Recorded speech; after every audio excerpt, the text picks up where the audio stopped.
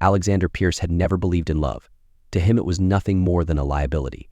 He kept his heart locked behind walls so high no one could climb until the night he walked into his mother's hospital room. There, in the dim light, a nurse sat by her bedside, holding her hand and singing an old lullaby with such tenderness it felt like time stopped. And in that fragile, fleeting moment, something inside Alexander shifted the first crack in a fortress had spent his whole life building. Alexander Pierce lived by rules the way other men lived by vows. 3 dates, never 4. No toothbrush left behind. No weekend trips that required soft luggage or shared playlists. Birthdays were acknowledged with tasteful gifts and meticulously measured distance. He wasn't cruel, he was precise. And precision, he believed, was a kinder form of honesty than pretending to feel something he didn't. That belief wasn't born in boardrooms. It started in the small, cramped apartment of his childhood where locked doors and late rent notices were more common than birthday candles. His father stepped out one day and didn't step back. His mother worked 2 jobs, returning each night with exhaustion in her bones and silence in her voice. Love, in that house, was not a shelter, it was a word thrown around when people didn't know what else to say. So Alexander built a different kind of shelter, a life measured in assets and guarantees. He trusted balance sheets over whispered promises, contracts over clasped hands. The world rewarded him for it. Forbes covers, shareholder ovations, glass towers with his name etched into marble. Women admired the way conversations seemed to slow when he entered a room, and he learned to enjoy the attention without ever needing it. Love, he decided, was a tax paid by men who didn't understand leverage. And then the phone rang. "Mr. Pierce, this is St. Adrian's. You're listed as next of kin for Margaret Pierce." The voice was steady, professional. "Your mother has taken a turn. It would be wise to come." He could have sent a car. He could have dispatched his chief of staff with a tasteful bouquet and a neatly worded note, written by someone with elegant penmanship. He could have wired a donation large enough to buy the hospital a new wing, paid his respects without ever stepping inside. Instead, he closed his laptop, told his driver to reroute, watched the city pass by through rain-streaked glass steel and neon blurring into the faces of people hurrying through the cold, each of them carrying some invisible weight. Hospitals had a smell that made him suspicious, antiseptic, old coffee, and something else, the quiet shadow of bad news. He buttoned his coat, as if expensive fabric could act as armor, and walked the corridor to the elevators. His reflection followed him in the brushed steel doors. Sharp suit, guarded eyes, the posture of a man who'd never learned how to ask for anything. He hadn't spoken to his mother in months. Their conversations were cliffs too high to climb, too dangerous to jump. He told himself he was busy. She told herself she didn't want to intrude. Both half true, both excuses. Now, standing in a hallway with only a number on a chart where words should have been, he felt a quiet ache press into his ribs. The 7th floor was quieter, dimmer.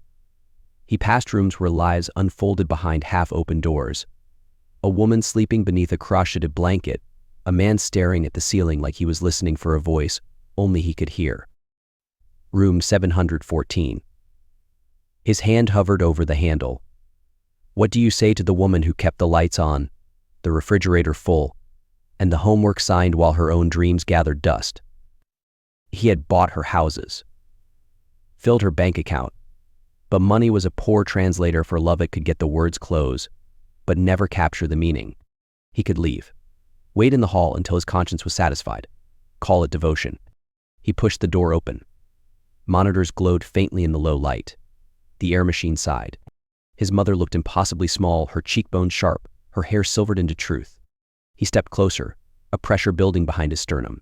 And then he saw her. A nurse, seated at the bedside, back to the door. Her posture was unhurried, one hand resting lightly over Margaret Pierce's fingers as if she could share her own warmth. Alexander opened his mouth to speak, to arrange this moment into something he could control, and then he heard it. A song. Soft, almost fragile at first, so delicate it took him a moment to recognize it. She was singing not to herself, not to the room, but to his mother. A simple lullaby that made the steady beeps of the machine sound too loud. An old melody carrying more truth about love than any vow Alexander had ever broken. Her voice was warm, light, unpolished and honest, reaching into a place in his mother that even sleep had not closed off. He watched as Margaret's eyelids fluttered faintly, as though the sound had found its way through some locked door deep inside her. For a moment, Alexander couldn't breathe. It wasn't the song that undid him, it was the ease with which this stranger offered a tenderness he had never dared to give. He took another step. The floor didn't creak. The song didn't stop. He had come here to speak words money could never buy. But before he could form even one, the nurse lifted her gaze to his hand somehow. Impossibly, the lullaby kept going. In that moment, Alexander Pierce, billionaire, strategist, master of lever, felt the first crack in the walls he had built his life upon. And he didn't know it yet, but the woman singing in that dim hospital room would be the only person who could bring them all down. For a man who had spent his life commanding rooms, Alexander felt strangely like an intruder. Not because of where he stood, but because of what he was hearing. The song was loud, yet it filled the space with a completeness no speech or deal head ever delivered could match. It was fragile and unhurried, flowing into every corner as if it had no need to demand attention. Cue it willingly. The melody seemed to hang in the air like the scent of something half-remembered, coaxing open a part of him had long ago closed off. It was familiar in a way that made his chest tighten, though he couldn't place it right away. He stood there, listening, letting the sound draw him further in. Then her voice lingered on a single note just long enough for recognition to bloom, and it struck him. It was the lullaby, the same one his mother used to hum on the rare nights when she was too exhausted to tuck him in. Back then it had been a quiet assurance that the world for a few fleeting minutes was safe, that somewhere between the day's demands and the morning's uncertainties, there was still a pocket of calm just for him. Hearing it now woven into the steady hum of medical machines, under the pale flat light of a hospital room, felt like opening a door to a memory head boarded shut. The nurse didn't notice him right away. She was leaning forward slightly, one hand resting over his mother's frail, paper-thin fingers. Her thumb moved in slow, absent circles, like someone drawing comfort into another person rather than taking it for themselves. It wasn't the kind of gesture you learned in training. It was the kind born from years of giving pieces of yourself away without ever expecting them back. Finally, she lifted her gaze. There was no startled jolt, no rushed apology for being caught. In such an intimate act, her expression was calm, steady, grounded in a way that seemed to anchor the whole room. She met his eyes without flinching, as if to say she had nothing to hide. "You must be her son," she said softly. He nodded, and whatever words had planned vanished before they reached his tongue. "Alexander Pierce." Clara," she replied. Her voice carried the same warm timbre that had just filled the room, the same unshakable ease. "Your mother's been resting peacefully." Resting peacefully. The phrase felt strange when applied to Margaret Pierce, a woman whose rest had always been a calculated pause before she moved on to the next task. Yet here she was, her face unknotted, her breathing slow, her mouth slack with something close to peace. It unsettled him, but it also warmed a place in his chest head almost forgotten existed. "What was that song?" he asked, his voice lower than usual, as though speaking too loudly might shatter it. "A lullaby," Clara said. "She seemed restless earlier, so I sang. I do it for patients who are alone." The weight of that last word alone landed harder than he expected. He could pay for the best care, the largest private room, the finest linens, but it had never occurred to him to wonder whether any of that came with a voice willing to sing. "And does it help?" he asked.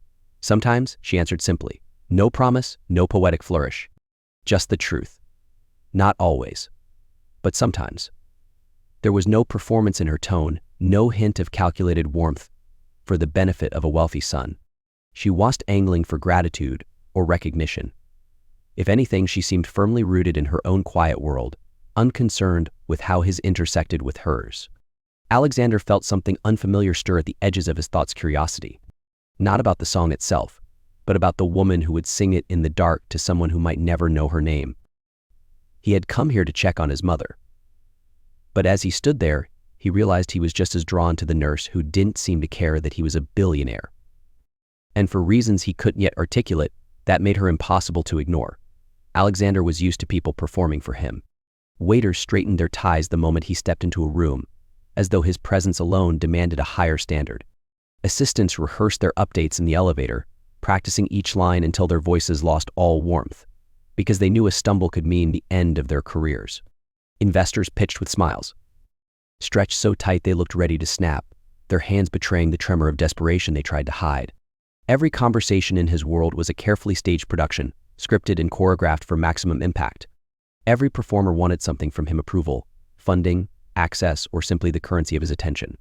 He had spent decades being the man people prepared for, and somewhere along the way he had stopped noticing how exhausting it was to be surrounded by so much theater. But here, in this small hospital room under the muted glow of a bedside lamp, there was no theater, no elaborate choreography, no applause waiting in the wings. Clara didn't hover in anticipation. She didn't pepper the air with polite filler words to prove she was working. She didn't fidget like someone who feared being judged. She simply remained seated, one hand resting lightly over his mother's, her touch as steady as the ticking clock on the wall, as if his arrival had been nothing more than a slight change in air pressure. "You can sit," she said after a pause, her eyes still fixed on the fragile hand beneath hers. The words weren't coded in deference or urgency. They weren't a suggestion. They were an invitation, one of those rare invitations that felt less like permission and more like an unspoken truth. "This moment is not about you." Alexander hesitated. Invitations were not part of his life. He was accustomed to arriving whether expected or not and having the space rearrange itself to fit him. People made room for him. They stepped aside, reshuffled priorities, broke their own rules just to accommodate his presence. And yet something in her tone made him feel that to keep standing would be almost disrespectful. So he sat. The leather of his custom-tailored jacket whispered against the chair's worn fabric, a quiet, awkward collision of worlds. He noticed the chair's wobble, the faint scent of antiseptic in the air, the gentle rise and fall of his mother's breathing. For once, all the noise of his life, the ticking stock prices, the chatter of assistants, the hum of private jets seemed impossibly far away. "She talks about you," Clara said after a moment, still watching his mother's face. His brow creased. "My mother?" "Yes," she said simply.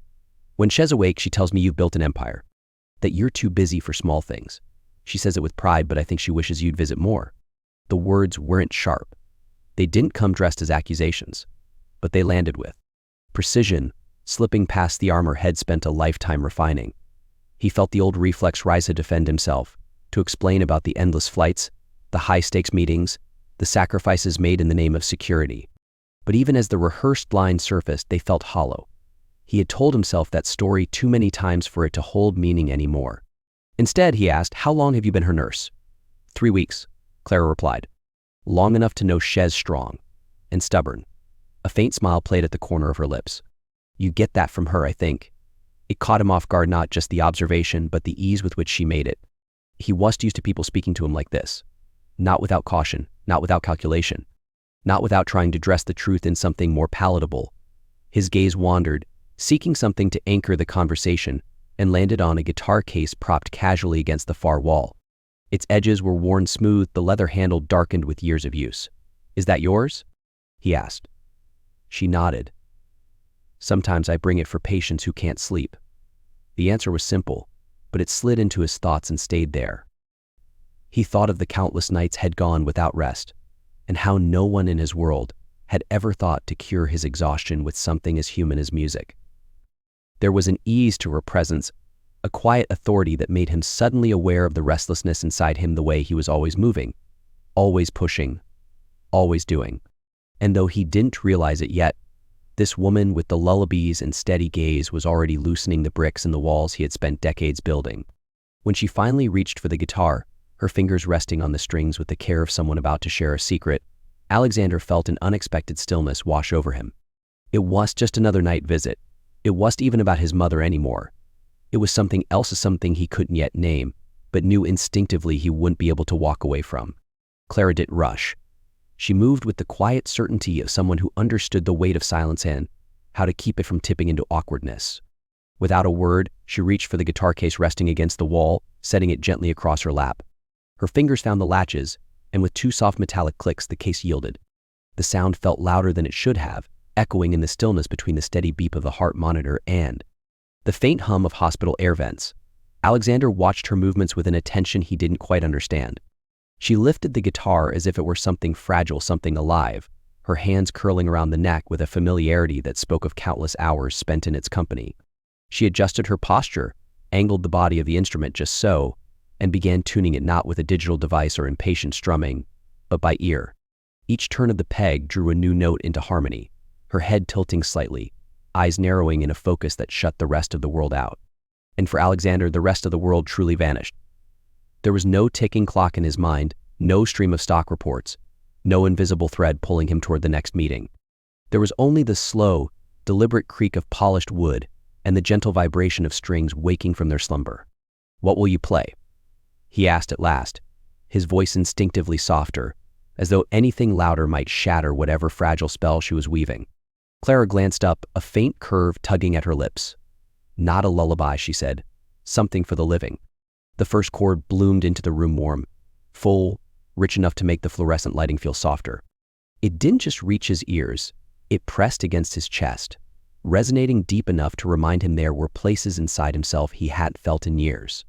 And then she began to sing. It was to the room. It wasn't even to his mother. It was to him. Her voice was steady, unadorned, carrying none of the theatrical flourishes had come to expect from performers at gala events and charity concerts. There was no spotlight, no applause to chastenly truth. The kind of truth that needed no permission, no explanation. It was there in the way her tone held a thread of something unspoken, in the way her gaze didn't waver when it met his. Without realizing it, Alexander leaned forward. It was as though every note held a quiet challenge, daring him to feel something he'd sworn, long ago he no longer needed. The lyric simple, Human brushed past the armor he wore so naturally, slipping through cracks too small for anyone else to find. By the time she reached the last verse, the hospital room no longer felt like a place for endings. It felt suspended, as though time itself had paused to watch. His mother breathed evenly in her sleep, the heart monitor's rhythm blending into the music, and Alexander realized he didn't want this moment to end not yet. The final note lingered like a secret neither of them was ready to name. Then Clara lowered the guitar to her lap. No flourish, no glance for approval. "Your mother will sleep well tonight," she said simply. But Alexander knew better. Sleep was only part of what had happened here. Something else, something unplanned had shifted in the space between them. And for the first time in years, he wondered if the part of himself had buried so deep might be clawing its way back to the surface. The song's echo didn't just fade, it seemed to hang in the air, a soft aftertaste of something he couldn't name. The sterile white walls of the hospital room felt warmer somehow, and Alexander sat back, uncertain whether it was the hum of the guitar still vibrating in his chest or his own heartbeat refusing to settle. Silence had never been his ally, yet here it felt unthreatening, almost welcome. Clara leaned forward, resting the guitar carefully against the wall, her movements slow and deliberate, like someone packing away something precious. She didn't rush to fill the quiet. She simply let it be, as though she knew that in silence, certain truths found their way to the surface. Alexander studied her the way he studied volatile markets patiently, looking for the faintest shift, the smallest crack in composure. But unlike markets, she didn't flinch, didn't fidget, didn't offer up anything to be read. She just met his gaze with the calm of someone who wasn't trying to win or lose anything. "You're not like other people I meet," he said at last, his voice lower than before. Her head tilted slightly, her expression unreadable. "Is that supposed to be a compliment?" There was the faintest thread of humor in her tone, but no neediness in her eyes. "It's an observation," he replied, though even he could hear the unspoken yes buried beneath his words. She gave a small shrug, returning her focus to his mother. "I'm not here to impress anyone, least of all you." The honesty hit him harder than expected. Most people reshape themselves in his presence, straightened their spines, chose their words carefully, masked their irritation, eagerness, or envy. They became what they thought he wanted them to be. Clara seemed immune to that gravitational pull. She wasn't resisting him, she simply existed outside the orbit entirely. "Why nursing?" he asked, his voice carrying the curiosity he hadn't planned to reveal. Her eyes softened, and for a heartbeat, something flickered there, an old ache, maybe a memory. "Because sometimes all a person needs is someone to stay. And I can do that." It was a grand statement, but it pressed against him in a way that felt almost dangerous. Had built empires from nothing, shifted markets with a sentence, commanded rooms full of people who owed him their careers. But stay? He had never been that kind of man. Before he could answer, his phone buzzed in his jacket pocket, sharp, insistent, a tether back to the world where every second had a cost. His reflex was to reach for it without thought. But tonight his hand stayed still. He let it ring until it fell silent. Clara noticed. The corner of her mouth lifted, not quite a smile, not quite a challenge. "Looks like you can stay, too." The words slipped under his skin, lodging in a place he couldn't quite shake. Later, when he finally stepped out into the cool night air, they followed him through the parking lot, into the back seat of his waiting car, and all the way home. It was the first time in years that someone had made him question not the strength of his next move, but the shape of the man he became when no one else was watching. And the next morning, against every instinct that had built his life, Alexander found himself driving back not for his mother's sake, but for the woman who sang to him without asking anything in return. Alexander told himself it was just a check-in, nothing more, nothing less. A responsible son making sure his mother was comfortable, her care seamless, her needs anticipated. But even as the thought formed, it felt flimsy, like a cover story he was reciting to himself so he wouldn't have to admit what was really happening. This wasn't duty. This wasn't routine. It was something far more dangerous, something without a clear name yet, but with a pull strong enough to bend his carefully ordered life. When his black Maybach slid into the hospital parking lot the next morning, the engine idled for a moment longer than necessary, as if even the car sensed his hesitation. There was no board meeting he was skipping, no investor waiting on a call, just that quiet, insistent tug that had lodged itself in his chest. The one that had started with a song, then rooted itself in the way her eyes had met his without flinching. The automatic doors sighed open, ushering him into the same familiar scent of antiseptic, sterilized air, and burnt coffee from the lobby cafe. The hallway lights seemed a little too bright after the muted gray of the morning outside. He took the same route as before, right at the vending machines, left past the nurse's station, his footsteps slowing when he caught sight of her. Clara was leaning over a patient's bed, smoothing the blanket with careful, deliberate motions, her fingertips pressing along the edge, as if she was tucking in, not just fabric, but a sense of safety. Her hair was pulled back into a loose knot, but a few rebellious strands had escaped, catching the fluorescent light like fine threads of gold. She was smiling at something the patient had said, an unguarded, genuine smile, and for reasons he couldn't explain, Alexander felt it land somewhere deep in him. He wondered absurdly what it would take to earn a smile like that for himself. She looked up. Their eyes met, and her expression shifted into something halfway between acknowledgement and curiosity. "You're back," she said, her tone laced with surprise but not displeasure. "I had some free time," he replied casually, as though a man like him ever allowed his schedule such luxuries. Her gaze lingered, searching, and he had the unsettling sense she could see straight through the space between his words. Then, without ceremony, she nodded toward the chair beside his mother's bed. "She's been asking for you." He sat, adjusting his suit jacket as if it mattered in this room. For several minutes they fell into a strange, quiet rhythm, Clara moving with soft efficiency, Alexander watching her from the periphery, his attention catching on the little details, the way she leaned in when she listened, the way she adjusted an IV line without breaking her train of thought, the way she carried herself as though every small action mattered. Finally, he asked, "Do you always sing to your patients?" Her hands paused mid-motion, just for a fraction of a heartbeat, before she resumed folding a fresh towel. "Not always. Just when I think they need to be reminded they're not alone." The words lingered in the air between them, simple yet impossibly heavy. He didn't answer right away, because the truth was, though Head never admitted aloud, he was beginning to feel as if she was singing to him. Even now, in the absence of music, there was something about her presence that pressed against the parts of himself Head long thought sealed off. And as he left that day, it struck him that the most dangerous part was that he wanted to come back. It was that he already knew he would. By the third visit, Alexander had stopped pretending his trips to the hospital were strictly about seeing his mother. The polite excuse had worn thin, losing its shape with every passing day. He wasn't fooling anyone anymore, in it, his driver, who had started pulling into the same quiet corner of the parking lot without being told, not the receptionist, who no longer bothered to ask who he was visiting, and certainly not himself. That afternoon he found Clara at the nurse's station. Her head was bent over a chart, pen gliding in neat, purposeful strokes. There was something almost meditative about the way she worked, composed, precise, unhurried. Alexander stood there for a moment longer than necessary, taking in the scene. He noticed how a loose strand of hair had fallen forward, brushing against her cheek, and how she tucked it behind her ear without looking up. When she finally glanced his way, there was no flash of surprise, no startle at his presence. Instead, her gaze met his with a calm steadiness, as if she'd expected him to appear all along. "How's your mother today?" she asked, her voice low but clear, the tone neutral yet carrying a certain quiet warmth. "Better," he replied. "She smiled this morning." "That's good," Clara said, her lips curving faintly, though it wasn't the forced sweetness he was used to. It was real but restrained. "She likes you here." The words landed in a way he didn't anticipate. He almost said, "I like me here too," but the thought felt too bare, too revealing. That kind of truth was something he handed out easily, especially not to someone who seemed capable of reading between the lines. So instead, He lingered. His hands slipped into his pockets, his gaze holding hers a little longer than was polite. "Do you ever eat anywhere that is this hospital cafeteria?" Her brows lifted ever so slightly. "Why?" "Because I know a place that doesn't serve lukewarm soup and cardboard sandwiches," he said, keeping his voice light, though beneath it was a weight he didn't fully understand.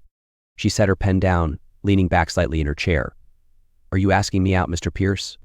The formal address pulled a small smirk from him. "I'm asking you to dinner.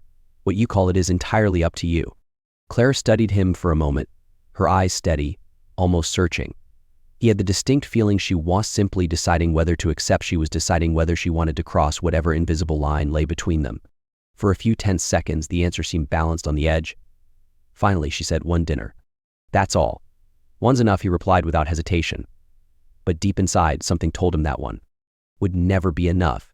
He didn't know it yet, but that dinner would become the first deep fracture in the life he thought was unshakable in the night that would leave him chasing answers to questions he'd spent years avoiding. Alexander had taken hundreds of clients to dinner, hosted charity galas where the wine flowed like water, and been the guest of honor at tables so exclusive you had to know 3 different people just to get a reservation. He knew how to navigate evenings like those, when to talk, when to listen, when to let silence do the work for him. But none of that mattered tonight. None of those polished exchanges or carefully staged performances felt useful here. This wasn't a transaction. This wasn't a show. And for once, he was strategizing about what he might gain from the person sitting across from him. This was about her. Had chosen a small Italian restaurant hidden on a quiet, cobblestone side street, a place you'd miss entirely if you didn't know it was there. No neon signs, no velvet ropes, just a wooden door beneath an old wrought iron lantern, and the low murmur of voices drifting out whenever someone entered. Inside, the air was warm and fragrant, the mingled scent of garlic, fresh basil, and wood smoke wrapping around him the moment he stepped through the door.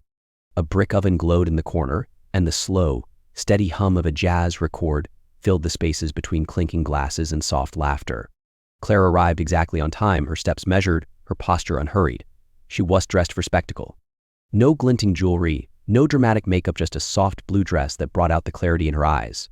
The color caught him first, but what truly held him was the way she wore it, effortlessly, without apology, as though she was here for the meal, not the impression it might make. That, somehow, made him want to impress her more than anyone ever had.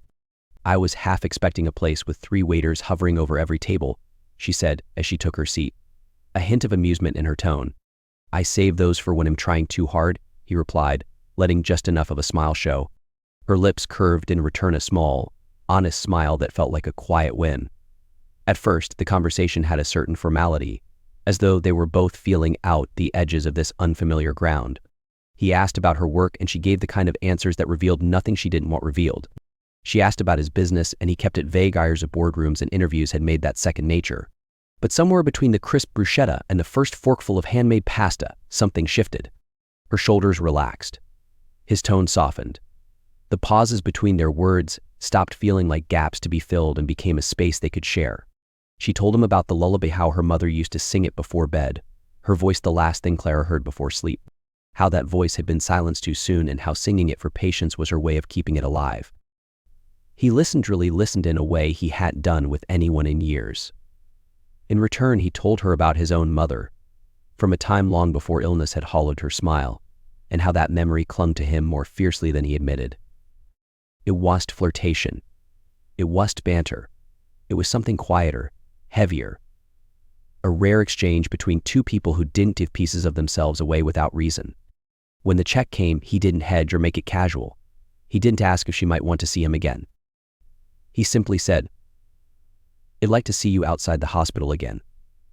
Clara studied him for a long moment, her eyes searching his face as if to measure not just the sincerity of the words, but the weight of the man saying them. Then she said, "Well, see." The words were light enough to pass for playfulness, but there was nothing casual in the way she held his gaze.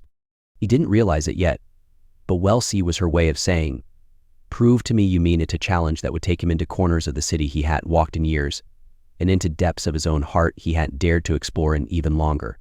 It began in ways no one else noticed, small, almost invisible shifts that, to anyone else, would have seemed meaningless. But in Alexander's world, where every second was accounted for, even the smallest changes were seismic. His assistant, who prided herself on anticipating his every move, couldn't explain why his calendar had begun to sprout empty spaces in the middle of the week. The board, used to seeing him prowl the office until well past midnight, found it odd that his corner suite went dark before the cleaning crew arrived. And his driver noticed most of all. The evening routes had subtly, but unmistakably, begun to detour past the hospital. Sometimes Alexander asked to be dropped there. Other times he simply stared out the tinted window as they passed, eyes following the lit windows like a man checking if a lighthouse was still standing. He told himself it was nothing, a quirk of timing, a coincidence. But deep down he knew he was lying to himself. His billion-dollar empire was bending around the gravity of one woman who had agreed to dinner once. She lingered in his mind at the oddest times. In the middle of tense negotiations, her voice would surface soft but deliberate, each word seeming to have been considered before being set free. While signing contracts, he would recall the quiet strength in her posture, the way she could stand in a room without demanding attention, yet still draw every bit of his.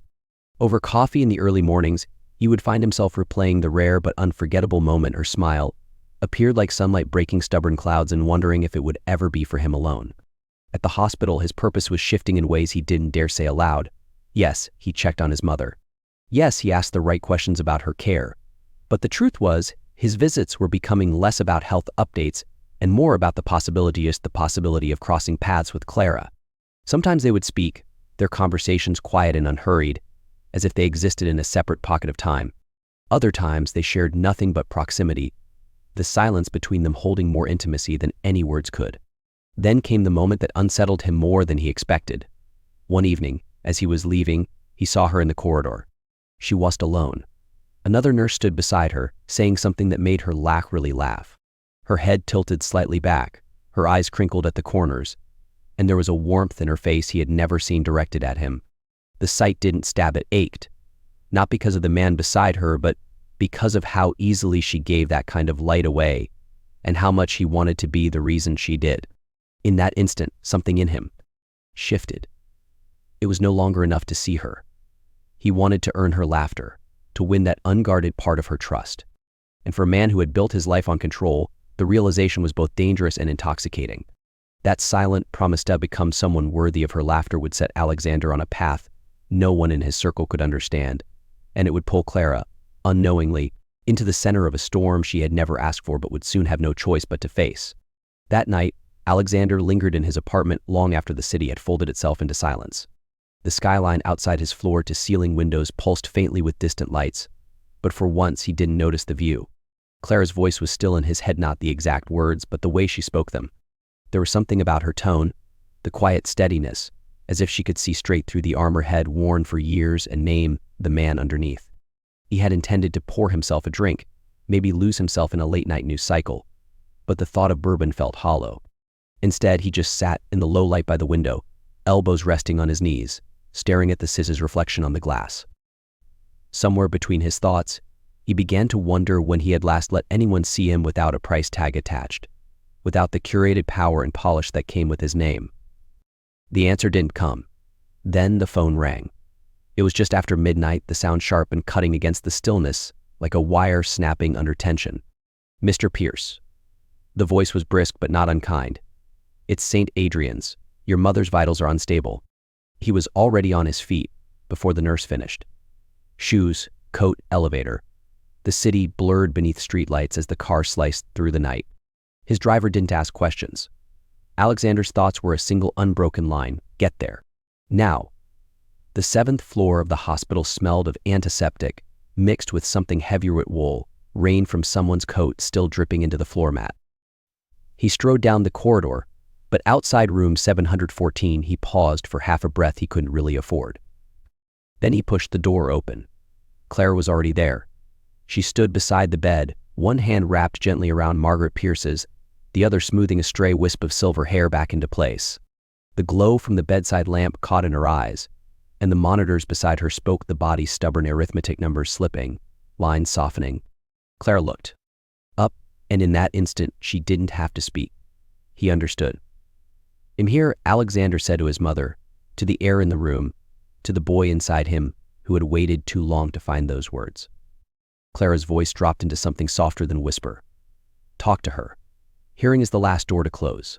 He stepped closer, took his mother's hand smaller than his memory of it, warmer than he deserved, and leaned in until his forehead nearly touched hers. Mom, he said, the word startling him with how young it sounded in his own mouth. It's me, Alexander. His throat constricted, the air in his chest turning thick. I should have come sooner. I should have stayed longer. I should have learned to say this before tonight. He swallowed hard. I love you. A faint flicker passed over her lips, as if a smile were trying to find its way back after too long in the dark. Clara began to hum soft, steady the lullaby had heard before. Threadbare, fragile, holy. Something in him broke quietly without spectacle. On the second verse he found the melody. His voice was rough, unpracticed, but it held. Together, they carried the song, two voices guiding one life to the edge. On a long, gentle-held note, Margaret Pierce exhaled. The line on the monitor leveled into a horizon, and the room fell into that rare kind of silence, only endings, no soft, complete, unbearably kind. Clara reached across the bed and pressed the call button. Time, she said, as if offering the word to the universe for reconsideration. Then, turning to him, she added quietly, "I'm here." He didn't cry the way films taught you to. No shattering sobs. No collapse to the floor. He simply bowed his head over his mother's hand and let the world shrink to the size of that touch. Minutes or hours later, couldn't tell, looked up to find Clara had already dimmed the lamp, straightened the sheet, and left the room arranged with the kind of care that made it feel as though love had been here the whole time. By morning, the city would expect Alexander to reclaim his throne. But instead of returning to his empire, he would walk back through the hospital's 7th floor not as a son visiting his mother, but as a man with something he needed to say to the nurse who had sung her home. Grief made everything sound padded, as if the entire world had been wrapped in thick blankets to stop it from breaking apart. The air itself felt muted, dulled. Footsteps pressed into the damp grass without a sound. Voices blurred, their edges softened by distance. And the weight of the day. Even the wind threading through the cemetery's bare trees moved cautiously, as if unwilling to disturb the stillness. At the graveside, words rose like steam in the cold winter air, brief, fragile, and gone before they could truly warm the skin. A minister's voice spoke of peace and rest, phrases worn smooth by countless funerals before this one. People filed past Alexander one by one, pressing his hand, leaning in to say the right things, polished condolences passed down like inherited silver. They were the words you were supposed to say, yet in this moment, every syllable seemed to land in the wrong place. He answered with nods, the occasional thank you, the reflexive tilt of his head when someone tried to hold his gaze. His face played the role head worn for decadisty steady man. The unshakable figure, but inside, the scaffolding rattled. The only thing that felt real was the hollow ache under his ribs, the space where his mother's presence had been only days ago. Clara stood apart, not hiding but not taking up space she had been invited into. She didn't hover, didn't watch him with the pity he'd been fending off all day. She was simply there, like a steady lamp in a dim room, something you didn't look at directly but always noticed was on. When the final car door closed and the rumble of engines faded into the distance, the cemetery settled into a silence that felt almost holy. Only then did she approach, her steps quiet on the gravel. In her hands was a paper cup of coffee, the cardboard sleeve softened from the cold. "It's cold on purpose," she said, offering it to him before he could ask. "Because warmth should come from somewhere else today." He took it, though he didn't drink. The gesture loosened something in him, enough that words slipped out before he could check them. "I don't know what to do now." The admission startled him raw, unvarnished, stripped of the armor he wore everywhere else. No board to run to, no market to chase, no rival to outmaneuver. Just the empty chair by a hospital bed, the space beside it a reminder of what he could no longer reach. "You keep breathing," Clara said. Her voice carried no hesitation. "You eat something, even if it tastes like cardboard. And when you can, you do one kind thing, small, specific. That's how you walk through the first day." Her certainty felt like a rope tossed into dark water. Still, habit pushed him toward what he knew, solving with resources, fixing with scale. He reached into his coat pocket and unfolded a check head written during the raw hours before dawn, the ink still sharp against the paper. "For the unit," he said. "For whatever you need." She didn't even glance at the number. "Not today," she said, her tone soft but anchored. "Today doesn't want money. It wants company." Something in him stilled at that. They began walking the slow path back toward the row of waiting cars. The gravel crunched beneath their shoes, a quiet metronome marking the space between them. No words passed, but for once the silence didn't feel like absence. It felt clean. Like air after a long rain. At the curb, Reflex reached for the familiar. "Come by the office tomorrow," he said automatically, his voice carrying the smooth cadence of a man used to making arrangements. But Clara only shook her head, a faint smile in her eyes. "No, come by the foundation. We sort donations in the basement on Wednesdays. You can carry boxes." It had been years, decades, maybe since anyone had told him to lift something heavier than a pen. Yet he found himself nodding before that guarded part of him could object. The next afternoon, a billionaire would ride a service elevator into a basement he had never imagined himself in, where nobody cared about his last name, and the only currency that mattered was time. The foundation's basement was nothing like the high-glass boardrooms where Alexander usually dictated the day. Here, the air smelled faintly of cardboard, citrus cleaner, and the ghost of coffee brewed hours ago. The floor was scuffed from years of dolly wheels. Fluorescent lights hummed with an unpolished steadiness, making the whole space feel like a place where time was measured in tasks, not in market fluctuations. A woman with a silver bun and a name tag that read Lorna barely looked up from her clipboard before handing him a box cutter. "You with facilities?" she asked. The question practical, not suspicious. He hesitated, then gave the smallest smile. "Something like that," he said, and found to his surprise that it felt true enough. He went to work. The blade rasped through layers of tape, the flaps of each box sighing open to reveal their contents. Winter coats went into one bin marked outerwear. Baby formula into nutrition. Soft blankets, some crocheted by hand, into a third marked palliative care. Every sound was tactile, the sharp rip of packing tape, the crinkle of plastic wrap, the muted thump of folded fabric landing in a bin. Sweat gathered under his collar in a way he hadn't felt in. Year-cerned, physical, grounding. When a dolly jammed by the storeroom door, he didn't call for maintenance. He crouched, turned the wheel, and coaxed it back into place with the same easy muscle memory once used to fix the chain on his childhood bike. His hands remembered work that didn't come with an audience. Clara moved in and out of his line of sight like a quiet current, always near, never hovering. She'd bring him from one corner of the basement to another, introducing him to people who carried the place as much as the walls did. "This is Mateo," she said, resting a hand on the shoulder of a teenager with sharp eyes and a nervous smile. "Hes putting together care packages for families who can't afford parking." Later, she waved him over to meet Mrs. Anders, a grandmother with gentle laugh lines who baked muffins every Thursday. "Because grief needs sugar," she explained, pressing one into Alexander's hand. It was still warm. The introductions came with stories. And the stories came with the quiet realization that here, names weren't just labels, say, were small testaments to why this place mattered. By noon, he was in the service elevator with 2 heavy boxes. On the 7th floor, he passed a family gathered tight on a hallway bench. Their faces carried the red-rimmed exhaustion of nights spent awake. When the father reached for a blanket from the bin, his hand paused midair, as though taking it felt like a confession. "Thank you," he murmured, not to Alexander specifically, but to the universe for sending a softness into his hands. "You're welcome," Alexander said, the words landing warm in his own ears. He hadn't realized until then how different gratitude felt when it had no ledger attached. On his way back down, he noticed a small garden tucked into an unmarked corner of the building. A bench sat beside a fountain, the water tracing its own unhurried pattern. Clara was there with a man whose wedding ring slipped loosely on his thin finger. She wasn't speaking. She was simply there. The man's shoulders shook in silent grief. Alexander stopped in the doorway and understood something he'd never learned in business: that presence could be its own form of medicine.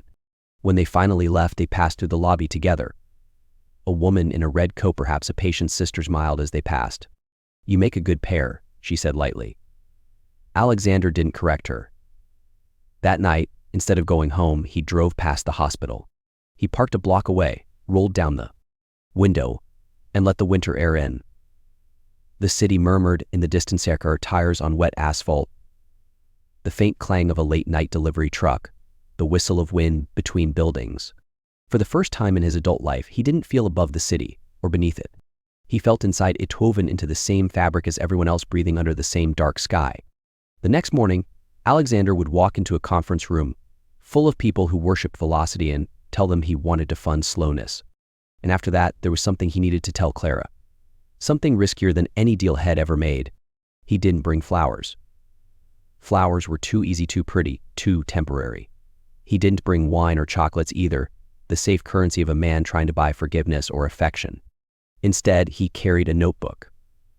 The cheap kind, cardboard cover, ruled pages curling slightly at the corners, as if it had been handled more than once. On the first page, in block letters that leaned just enough to betray hesitation, he had written a title, The Staying Project. He found Clara between rooms, moving at that steady hospital pace, purposeful but not rushed. Her hair had slipped from its clip, a dark strand falling across her cheek. There was a pen tucked behind one ear, and the faint crease of tiredness around her eyes softened the sharp focus she usually carried. She looked, to him, like someone in the middle of 10 different tasks, but still anchored in something calm. 2 minutes? He asked, holding the notebook like it might fall apart if he gripped it wrong. She didn't stop walking. Walk with me, she said, and he matched his stride to hers. I want to build something, he began, his voice steady but low, as if afraid the words might sound too familiar. She glanced sideways at him, one eyebrow lifting. Men with his resources always wanted to build something: towers, wings, foundations. Things that wore their names like medals. He raised the notebook, almost sheepishly, like a child holding up a school project. Not a wing with my name. Not a glass monument. A practice. Grants for families who need to be here but can't afford to. Paid leave stipends for caregivers so they don't have to choose between work and love. On-call musicians for the long nights. Childcare vouchers so parents can stay. Dignity kits for the last week. And a training fund for nurses who do what you dosing included. Her steps slowed just enough for him to notice. The cord around them hummed with the muted sounds of machines and low voices, but her attention shifted toward him. You've been paying attention, she said. I'm trying, he replied. I've spent my life being very good at moving money. I want to be good at moving weight. He drew a deep breath, the kind that feels like stepping onto ice and trusting it will hold. And I don't want to own this. Or you. I want to learn from you. If you want me here, I'll be here. If you say no, I'll fund it quietly and walk away. At the end of the corridor, a tall window framed the city in soft, fading light. Streaks of gold and blue blurred against the glass. She stopped, turned to face him fully, and studied his face like someone scanning for the fine cracks in a stone wall. She was searching for the telugo, agenda, the hunger for credit. If she saw any trace of it, she also saw something else. Something that hadn't been there before. I don't date men like you, she said finally, the words cutting through the air with clean precision. Not because you're rich, because you're used to being clapped for. This place does stay clapped. I know, he said. His voice didn't waver. I'm not asking for applause. I'm asking for assignments. The silence between them felt alive, stretching long enough for both to measure its weight. Then she glanced down at the notebook, her thumb brushing against its edge. We start small, she said. One family at a time. We measure what matters. We say no to cameras. We protect the quiet. Done, he said without hesitation. And we go slow, she added, and in her tone was something layered more than the project. I can learn slow, he answered. Her smile arrived without warning, brief, unguarded, but strong enough to lodge itself in his ribs. Well, see. For a moment, they just stood there, two people who had already learned, each in their own way, what love was. Now cautiously they were shaping a version that might deserve the name. Down the hall, a monitor chimed and settled again. A nurse passed by, squeezing Clara's shoulder in greeting. Life, stubborn and ordinary, continued on around them. That evening, high above the city in a conference room filled with people who measured worth in speed and numbers, Alexander signed papers that shifted more zeros than most nations would see in a year into a fund that would never carry his name. The room applauded the efficiency of the deal, not knowing they were celebrating something that, by design, would never be public. Later, in the quiet of his kitchen, the only sound the hum. Of the refrigerator, he opened the notebook to page 2. The words came easily, Goal 1, make it easier to stay. He thought of his mother's hand in his, fragile but certain. He thought of the lullaby's last note, the way it seemed to linger even after the sound was gone. He thought of Clara's voice show. It had closed something inside him that had been open and hurting for years, using a kind of thread no one could buy. For a man who had once believed love was a liability, a crack in the armor, he finally understood the truth. Love was the only thing worth being strong for. Spring didn't arrive all at once that year. It crept in sideways through the faint scent of rain clinging to coats, through stubborn shoots of grass pushing up in cracks, where no gardener had planned them. The light shifted first, warmer in tone, lingering just a moment longer at the edge of day. Then came the blooms, shy at first like they were asking permission. Alexander noticed each one. He noticed everything now. It was as if the world had been holding its breath and finally exhaled, and for the first time in his adult life, had slowed enough to match its rhythm. Not the thrum of trading floors or the pulse of quarterly reports, but the patient heartbeat of a place that dealt in human time messy, unpredictable, and unmeasurable. The Staying Project began with a single story. A father who would have lost his job if he left work to sit beside his daughter's hospital bed. Alexander had covered his wages for the month. That was all. No press release, no plaque. Just a man allowed to be where he was needed most. From there, it grew not in headlines but in ripples. A musician in the palliative wing playing a violin piece that made a grandmother close her eyes and smile for the first time in days. A child care voucher slipped into the hands of a mother too exhausted to ask for help. Warm blankets folded in bins labeled not by size, but by purpose, comfort, dignity, goodbye. He worked in the basement more often than anyone expected, and longer than anyone told him to. Some days it was just lifting boxes. Other days he found himself holding conversations that stayed with him for weeks, like the teenager who'd lost a brother and was now packing care bags so no one else has to feel that alone, or the retired nurse who came every Thursday because, in her words, grief needs witnesses. Clara never hovered, but she was always near. She had a way of threading herself into a moment without tightening the stitch, letting it breathe. He learned to read the silences between them, the comfortable kind that asked nothing but offered everything. They didn't define what they were to each other. There was no announcement, no line crossed in a rush of certainty. Instead, there was accumulation, cups of coffee exchanged wordlessly, walks down quiet corridors at night, texts sent not to solve a crisis, but simply to say still here. They built something without blueprint or deadline, and because of that, it held. They argued sometimes. About scope, about pace, about his instinct to scale too quickly. Clara would remind him that some things can't be sped up without breaking them. He would bristle, then concede, because somewhere along the way, had stopped wanting to win and started wanting to get it right. One warm night in early summer, they sat outside in the hospital garden. The air was thick with lilac. The hum of the city softened to a low murmur. Clara leaned back on the bench, eyes half closed, and said, "Most people think love is the fast part, the spark, the rush, the fall. And it's not," he asked. She smiled faintly, but her gaze stayed on the darkening sky. "It's the staying, the part that comes after the rush, the showing up when it's not dramatic, even when it's boring. Especially when it's boring." He thought about the man had been the one who measured life in wins and losses, in leverage and speed. The man who mistook attention for connection. "I think I get it now," he said. She shook her head gently. "You don't get it. You practice it. Every day. Or it slips away." Years later, the fund would grow, helping more families, training more nurses, bringing more music into rooms where words had run out. But his name would never appear on a single brochure. If anyone asked why, he would only say, "It's not about me." And when someone at a formal dinner asked him, half out of curiosity, half out of politeness, what he was most proud of, he didn't think of the size of the fund or the number of people it had helped. He thought of smaller things, the smell of citrus cleaner in the basement where it all began, a window at the end of a hospital corridor framing a piece of sky he could never quite forget, the sound of Clara's voice in a lullaby he'd never heard before and would never hear again in quite the same way. The city kept changing as cities do. So did he. But there were anchor stings that held. The notebook with the cardboard cover, edges softened by years of handling. The first page still, titled The Staying Project. Page after page filled in his cramped handwriting, ideas, names, little victories. On the second page, the same words had written that first night, "Goal 1, make it easier to stay." He ran his fingers over those words sometimes, not because he doubted them, but because they reminded him that strength had nothing to do with outlasting others, and everything to do with outlasting your own need to be seen. And for a man who once thought love was a weakness, he understood now it was the only thing worth being strong for.